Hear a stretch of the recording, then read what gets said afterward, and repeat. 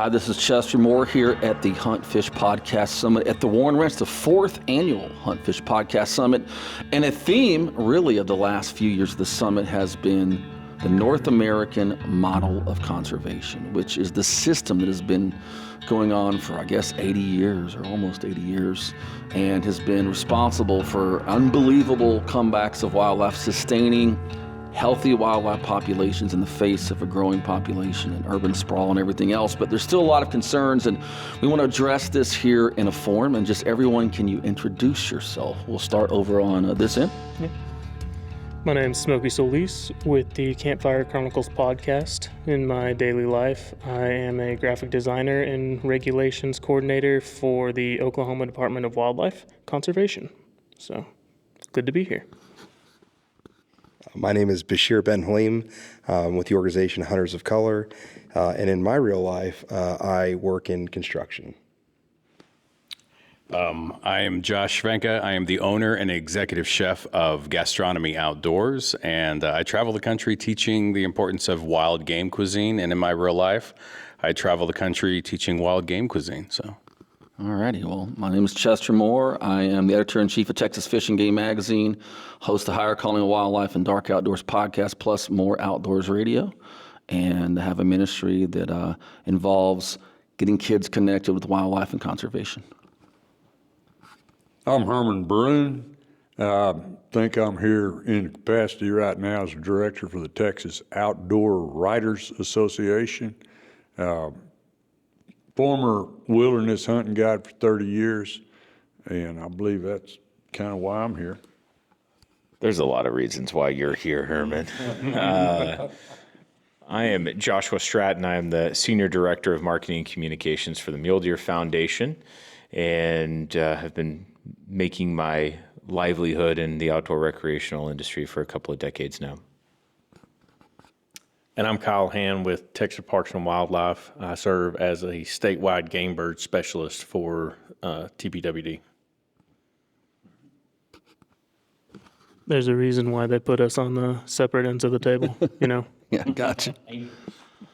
So the North American model of conservation is a fairly simple, but also can be extremely complex way of managing wildlife and a way to explain this. So kind of to get things started off on this, someone I know is very passionate on this. I want to get Herman to talk about the North American model and just kind of its genesis. All right. It's started out ages ago when Teddy Roosevelt, some of those guys back then, saw that there needed to be some type of wildlife conservation. A lot of your herds were starting to get decimated, getting shot out at the end of the 19th century, and then as the Great Depression hit, a lot of this stuff got eaten up. And there needed to be some type of conservation to sustain wildlife populations. And this is a people-oriented conservation model. It's not the king's deer, it's our animals, we're the ones that are out there conserving wildlife. This is a model that was hammered into law. It was practiced, I'd say, for 100 years, but it was hammered into law in 1937, and it is a proven standard in policy that is, this is the bedrock of conservation in the United States. I was just going to say, Herman, do you want to expand on the actual acts that make up that? Obviously with the migratory bird in 1918, and then with the last act that kind of comprises what we now call the North American model, being Dingell-Johnson in 1950. But there's a couple of other during that time period, including PR, that you mentioned. Didn't know if you want to expand on some of those. Yes, when I say it was hammered into law, what they did was they provided the financing and provided a template that, hunters and fishermen's licenses and permits are the basis of it. But then you've also got the Pittman-Robertson Act. You mentioned the Dingell-Johnson Act. But the Pittman-Robertson Act is where your federal excise tax for firearms and ammunition comes back and is a major contributor to wildlife conservation. That's something that, it's an integral part of this model that we always need to remember. I was probably pretty early in my career. It's my 32nd year doing this when I heard of the North American model. But before that, even going through like hunter education, I never heard of it in mention. I knew the concept of it.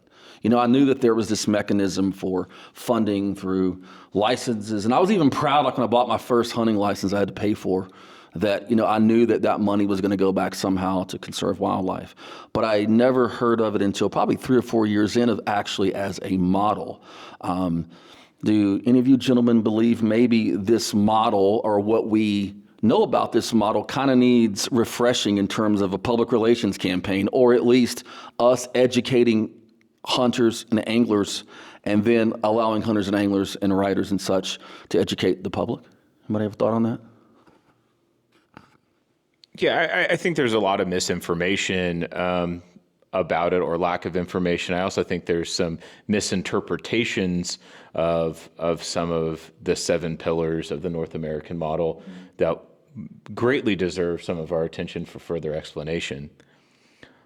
I also think that PR is something that we quickly lean into often. And frankly, Pittman-Robertson's not enough. And this idea that it is enough, which I think a lot of hunters think it is, like, oh, I did my part.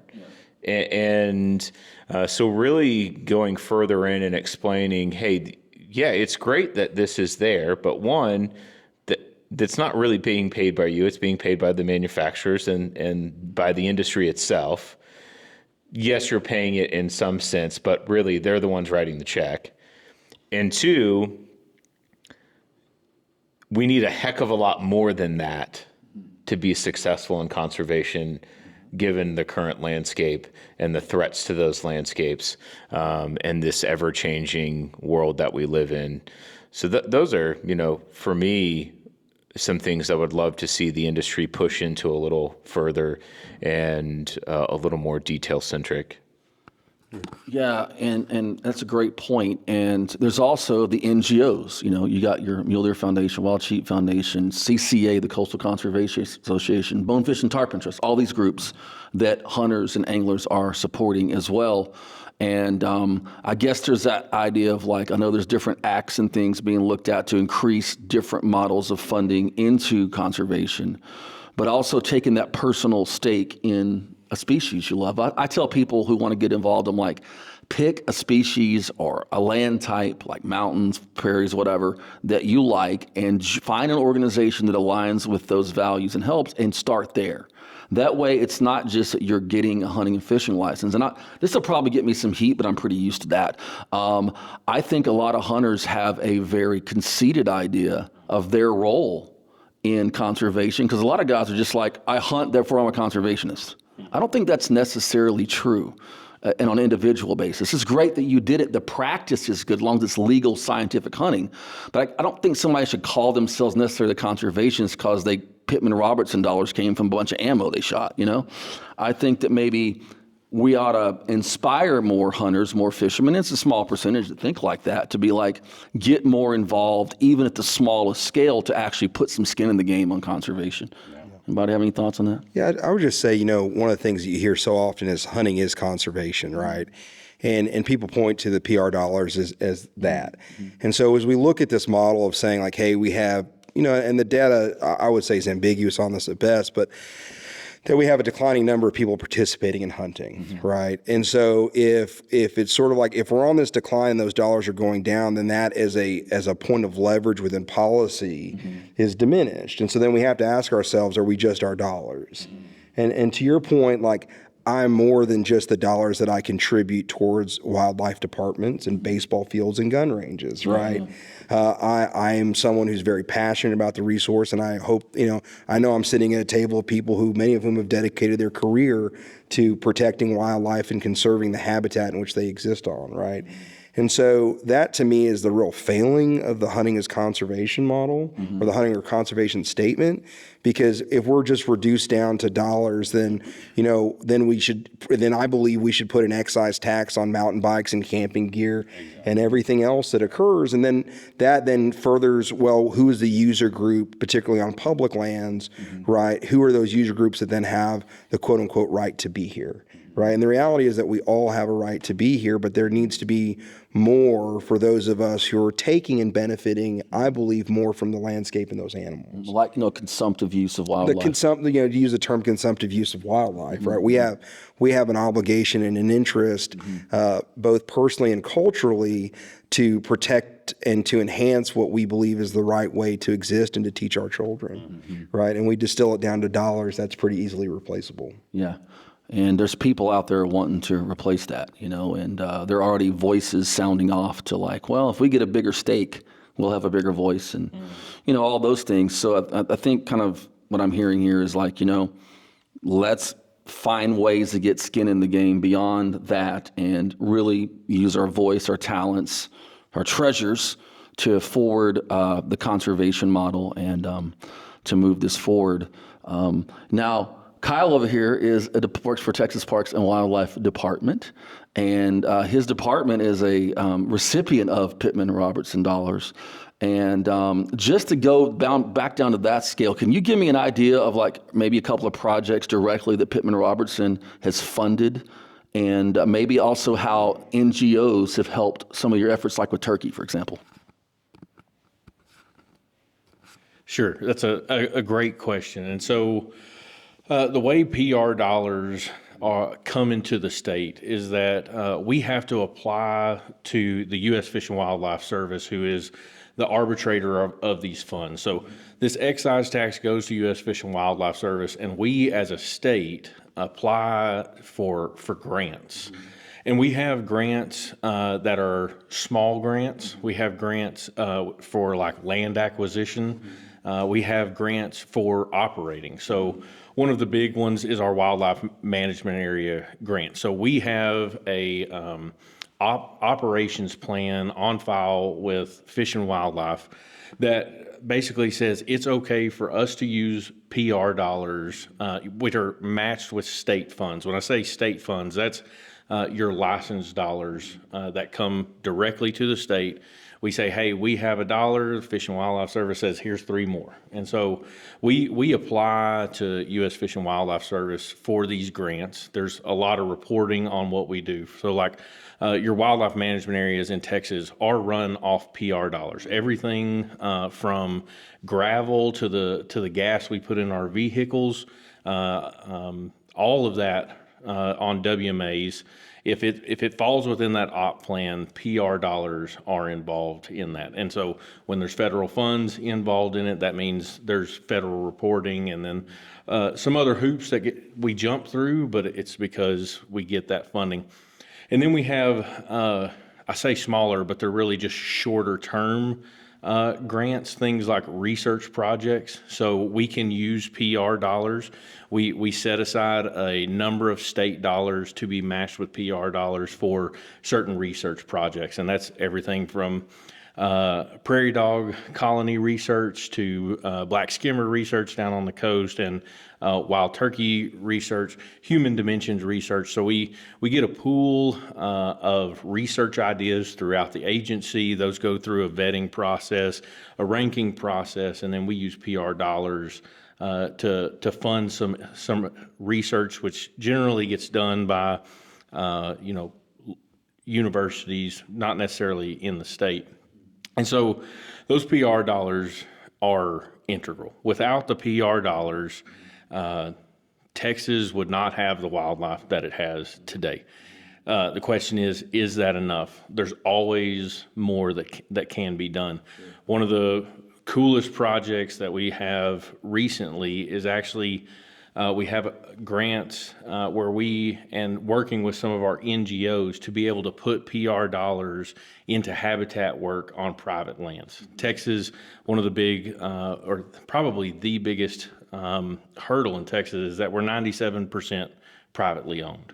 And so if we're going to move the needle in conservation in Texas, it's going to be on private lands. We can use our public lands to demonstrate how that can be done, what that looks like to be done. But the reality is, if we're not moving the needle on private lands in Texas, is that we're falling behind. So we've worked through NGOs and some other avenues to be able to use those PR dollars to move the needle on private lands. And then NGOs, there's just so much more flexibility when we get to work with an NGO.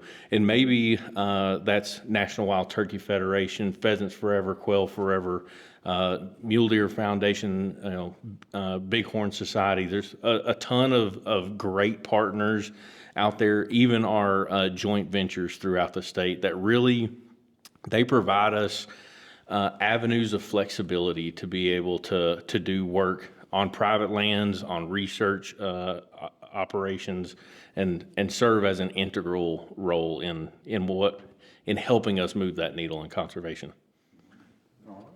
I wanted to say real quick that, from the NGO side, it is the data that they provide and that their biologists are getting that drives us at the Mule Deer Foundation. Our best partners in this country are our agency partners, whether that's on a state level or on a national level with Forest Service or BLM. And we can't do what we do without these guys. And then that leverage of us being able to partner together and cross agency, we have a biologist here out of Amarillo for the Southern Great Plains that's just specializing in mule deer research, but also, specializing in helping us navigate like our private land initiatives. Mm-hmm. And when we pull in our state level agency partners and our national partners, we're operating as an organization right now at a 5-to-1 match rate. And so when you combine our 5-to-1 with their 3-to-1, now you're talking about a very serious amount of energy, resource, and manpower to get significant changes done on the landscape. And we're really excited about the opportunities that exist in Texas and growing that private land initiative, because as you've said, and we're firm believers at the Mule Deer Foundation, that we can do the greatest work on earth on public ground, and as soon as they leave there, if that next place they go to isn't right, not to say it wasn't worth it, but it sure negates some of the value of that work that we did. And so stitching that landscape back together can't happen without PR dollars, and it can't happen without a willingness and a desire to be true partners to each other and true partners to conservation. Yeah, that's what I want to get across about like the NGOs working with states, because there's so much of that going on. Like, for example, NWTF, a lot of turkey stuff, NWTF, they provide the boxes the turkeys are shipped in and take care of the shipping. Yep. So you guys probably have your comparable program where you work with states and we can help you with this and that. And it's like working together for a cause, and the states kind of being there to, hey, this is what we need. Can you help us? And you mentioned the private land thing. We're from Texas, brother. And it's 97% private land. And you work out the FTW Ranch, 15,000 acres, in different places, all around ranches. What have you seen in terms of private landowners willing to step up for conservation here in Texas? It really depends on the angle that they choose, yeah. Right? Mm-hmm. FTW being a good example is one that it's a boon for the entire culture, but it's also a boon for their habitat as a whole. Mm-hmm. And it's not lost on them that putting those dollars towards not just partnerships with NGOs, but also partnerships with agencies across the board. They're able to see the benefit pretty quickly, right? Yeah. But these are the hubs of bringing people in who, especially in the case of FTW and the role that we play, it offers a chance for non-hunters, new hunters rather, or the individuals becoming kind of familiar with the lifestyle and with hunting as a whole. It does give them a platform. Mm-hmm. So this is much more of a hands-on platform to see how that is done. At Wild Sheep, I have the honor of being the executive chef for Wild Sheep. When we teach the North American model and we're walking through those steps with our new hunters at FTW, it really is something that we don't really have to drum up the excitement that needs to be with this, because it really is the gas in the engine that we are trying to push down the road. And that's just it. It has to be there in order for this to be sustainable. And once you have that conversation and you're able to lay it out in those terms, you have a lot of people who don't know these acronyms, don't understand a lot of these things. Of course, it makes sense, so.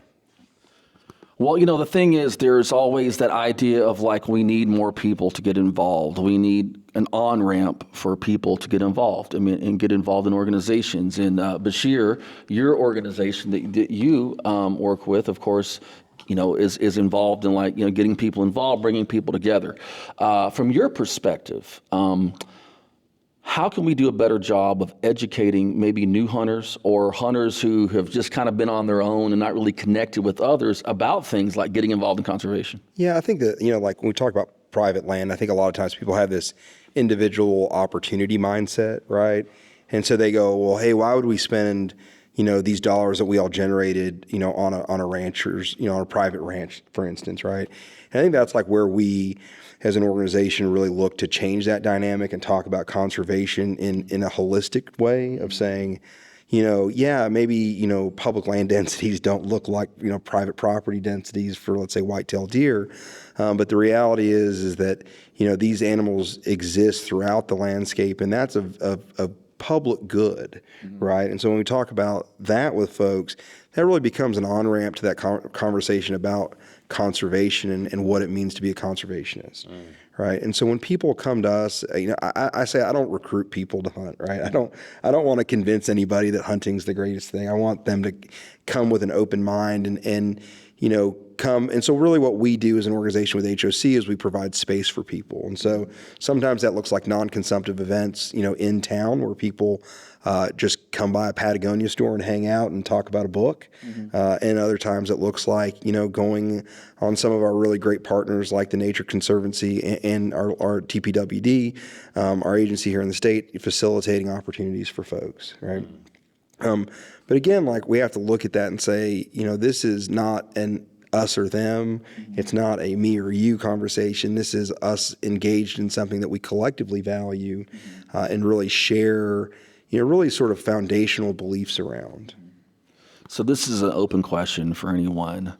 In terms of conservation here in 2024, what are we doing right on the hunting side, and what are we maybe missing? Anybody want to take that one? Yeah, it all ties back together. I think, what we're doing right, we have to say, well, we've done a good job so far. If we want recruitment, if we want more people involved, and we really want everyone involved, we want the public involved, we want the public to understand what we're doing. The whole thing about North American Wildlife Conservation Model is that's a big old mouthful to come up with when you're just trying to talk about wildlife conservation.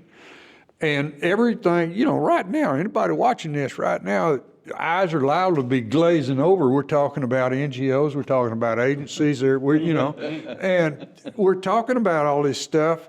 The title, that big long title, that North American Conservation Model, is something that everyone should just think of, and everything we have talked about so far are functions under that title. And if the general public looks at it and goes, well, we've got a conservation model that has worked since, been the law since 1937, and look how good it's done, they're going, wait a minute, I can get on track with this because this is a standard and a policy that works. And I go, okay, well, what can I do? What can be my role in this? How can I play a part? And it's like you said, people don't have to hunt and fish, and we'd love to have everybody on the same page. They always, the big deal is they always talk about we need a bigger umbrella. Well, yeah, but people just don't understand. I've always said, if every agency you've got the Department of Agriculture, you got TCEQ, you've got the Railroad Commission, you got Parks and Wildlife, and who else do I always talk about? There's 5 different agencies in Texas that all have conservation programs. And they're all functions of, in some form or fashion, they all are functions of this North American model.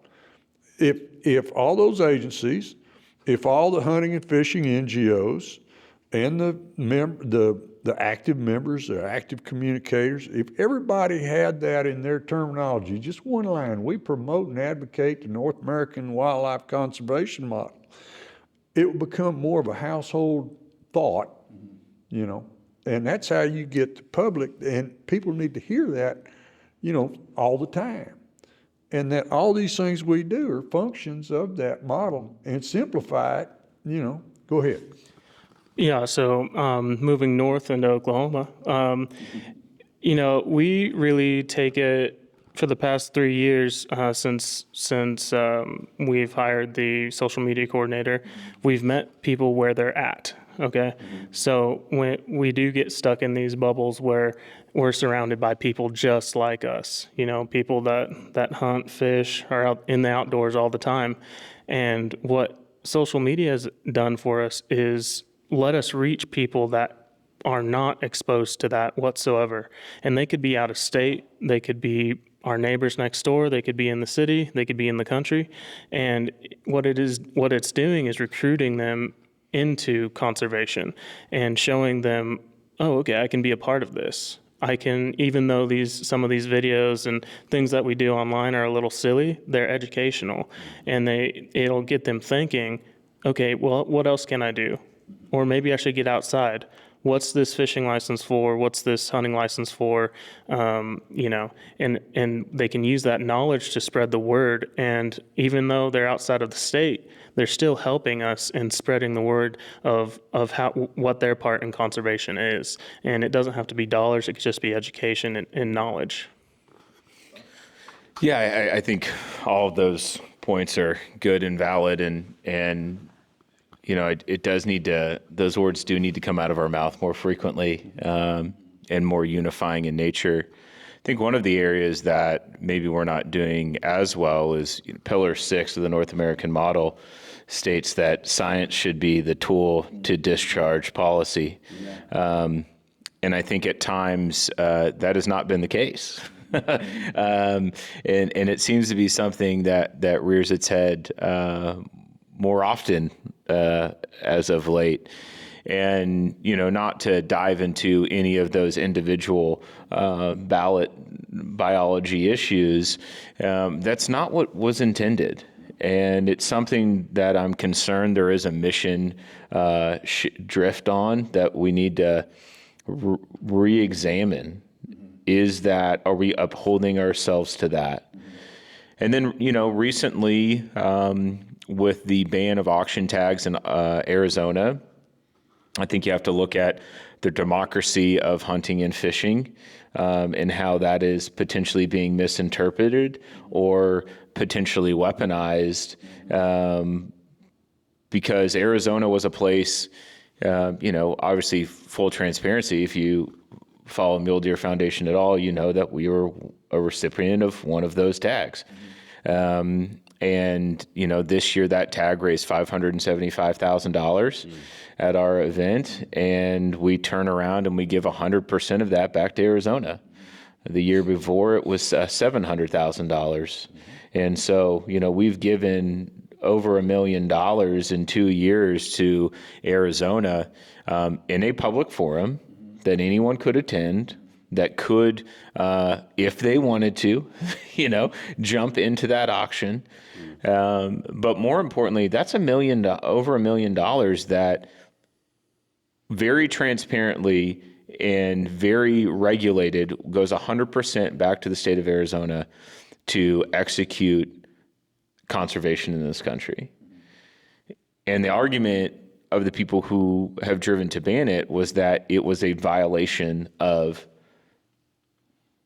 Pillar 7 of the North American model.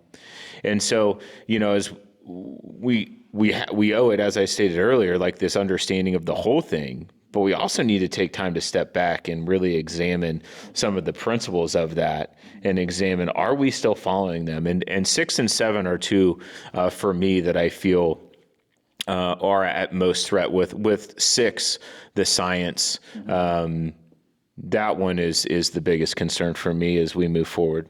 All right, let me stick something in here. Years ago, 2014, when they put me on the board at TOWA, that was the same year Dallas Safari Club auctioned off that rhino tag, and the world blew up. Everybody went nuts because they were auctioning off an endangered species.